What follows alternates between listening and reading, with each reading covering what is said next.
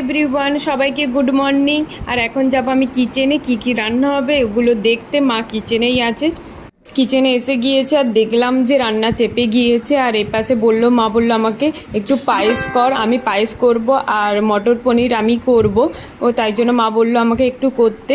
আমি রান্না করতে করতে ঘেমে গিয়েছি, দেখতেই পাচ্ছি।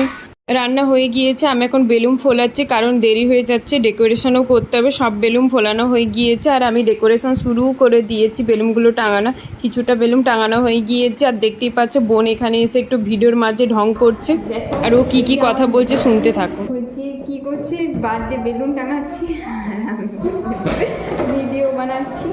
কেমন লাগছে? ডেকোরেশন কমপ্লিট, তো এখন আমি স্নান করতে যাব। ডেকোরেশন শেষ হয়ে গিয়েছে তাই জন্য স্নান করে চলে এসেছি। এখন বোনকে সবাই মিলে আশীর্বাদ করবে।